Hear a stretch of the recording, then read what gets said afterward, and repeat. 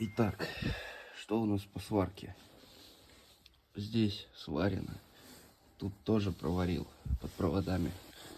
Получается, тут корыца варено. Там кусок, который был непонятно, что сделано. Там площадь проварена. Осталось пройти по низу, поприварить порог, который тоже был насран. И еще по мелочи, там один карман остался и поддомкратник.